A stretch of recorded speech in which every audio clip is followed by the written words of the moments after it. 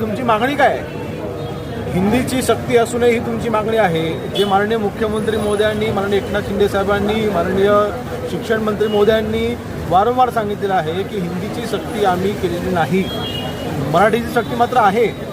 आणि मला कळत नाही आता हे जे लोक विरोध करत आहेत ह्यांची मुलं पण शाळेमध्ये हिंदी शिकलेली आहेत की हिंदी सब्जेक्ट म्हणून, हिंदी विषय म्हणून हे पण शिकलेले आहेत. मग हिंदी नसलंच पाहिजे ही मागणी त्यांची चुकीची आहे. मराठीच्याबद्दल अभिमान बाळगणं अर्थातच तो आपला सर्वांचा अधिकार आहे. आम्ही पण आज शासनामध्ये आहोत. आज मी स्वतः मराठी माध्यमातून शिक्षण घेतलेलं आहे. मला पण मराठीचा अभिमान आहे आणि तो असणारच.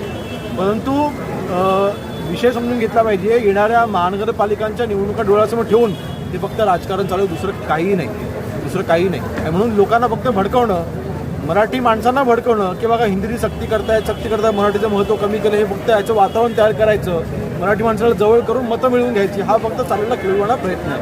आणि म्हणून मला वाटतं जनतेने, मराठी माणसांनी खास करून भूमिका आपल्या सरकारची समजून घेतली पाहिजे की आपण कुठेही हिंदीची सक्ती केलेली नाही. हिंदी हा पर्याय ठेवलेला आहे. मराठीची आपण सक्ती केलेली आहे नंबर 1. नंबर 2ला इंग्रजी भाषा आहे. नंबर 3ला हिंदीसोबत 22 पर्याय आपण दिलेले आहेत. भारतामध्ये शिकवल्या जाणाऱ्या अशा काही 22 भाषा आहे हिंदीसोबत की त्या भाषेचा ऑप्शन आपण दिलेला आहे. म्हणजे हिंदी किंवा 22 भाषा असा आपण पर्याय आपण दिलेला आहे. आणि म्हणून मला वाटतं एखादा जादाची भाषा शिकणं गैर कुठे आहे? मराठी भाषेचा अभिमान अर्थात आम्हाला देखील आणि तो असणार. उद्धव ठाकरे मुख्यमंत्री थे तो उन्होंने शिक्षा धोरण जाहीर किया.